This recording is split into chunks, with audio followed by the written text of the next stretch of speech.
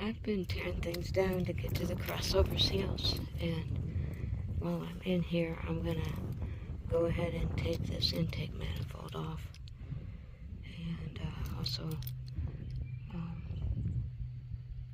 gonna try to replace some of these air hoses, especially this one coming from the back valve cover.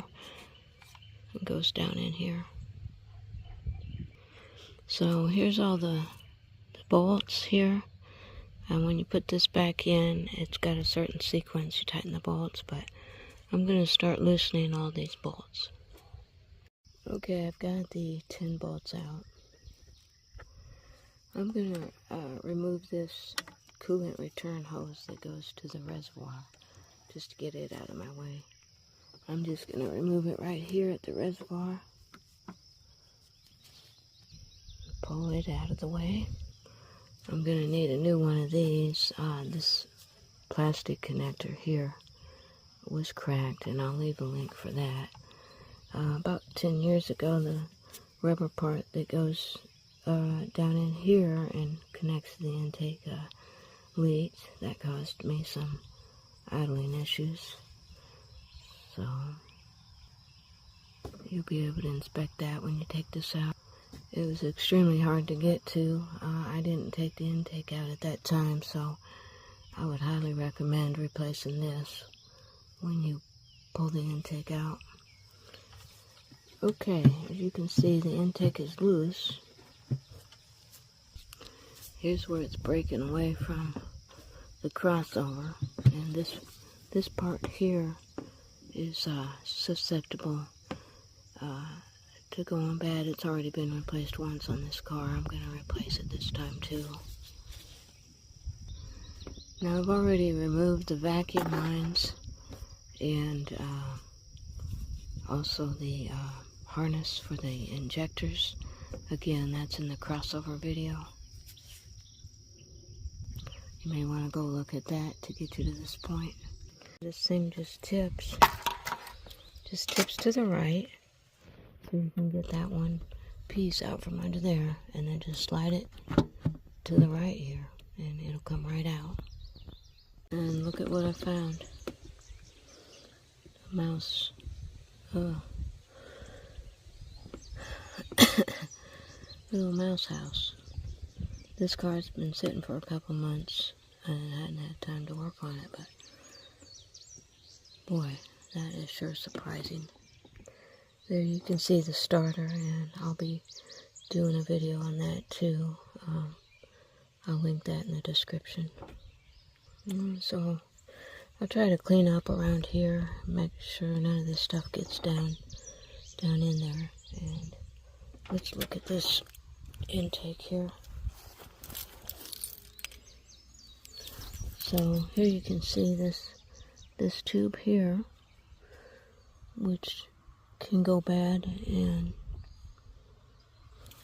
found out these things don't have PCV valves. They have orifices inside of here that act like a valve. So I'm just going to order a new one of these.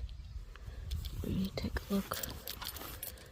Okay, there's the seals, and they do look like they've been leaking, especially this one right here. This one too looks dirty. Okay, if you look at the actual intake and exhaust, you can see these were leaking anywhere they're dirty. This one was really bad. This one too. But there's dirt where the seal was, so they were virtually all appear to be leaking a little bit. I've got the intake manifold cleaned up and put the new PCV pipe on here. There's a clamp in here. I don't know if you can see it. It has to be released, so I'm having trouble. A screwdriver won't fit in there, so I'm going to put a pick in there. I'm trying, got this pick in there. I'm going to try to release that tab. Okay, I'm going to try to just squeeze it with the pliers.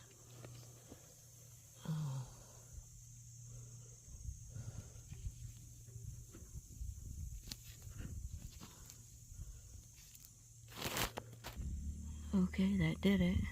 Broke off that tab, but I think it's tight. Alright, I just cleaned all the surfaces one more time. I haven't put anything to hold the seals in. They seem to be holding in. And I got the new plenum boot on. I think that's what it's called. Everything in here is cleaned up. So I'm going to try to place this.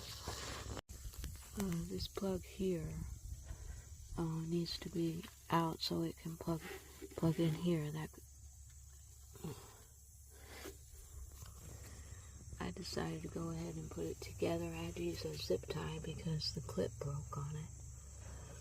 But everything looks clear, so I'll put the 4 corner bolts in and see if I can drop this in here. I'm having a little trouble getting it in. I got it started. I zip tied back this injector cable. I've got it sitting in there, so now I'm going to try to line up the bolts. But I can see one of my seals came out. I'm going to have to take this thing back out. 2 of them fell out. Boy, I'm glad I saw that. Alright, I decided to unhook that plug because it was getting in the way, the bottom part of it. I've got some of this 3M weather stripping adhesive that Scotty Kilmer uses. I'm just going to put that on these 2 that fell out. Okay, put a tiny bit in each corner, a little bit on the manifold and a little bit on the seal. I hope that holds.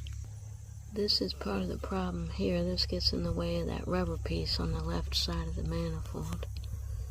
I'm going to try this one more time. This time I'm going to put in this side first under this lip here. Get it situated in there.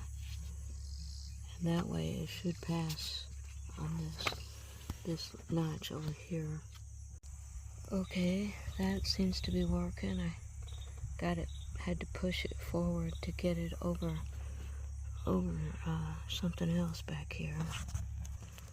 Okay, I got it to sit down in there. So I'll take a good look at it before I put the bolts in. Okay, as far as I know, nothing moved. And I just realized I forgot to clean where the injectors go really good. I'll have to clean them again. I got the fuel rail back in and the car started fine. No leaks. I turned the key to the on position to check for leaks, fuel leaks. That will be in the crossover video I post, and in the description of this video I will leave you the timestamp of where to find the final installation of the fuel rail. Thanks for watching the video on the intake manifold, and hope it helps somebody. And thank you to all my subscribers.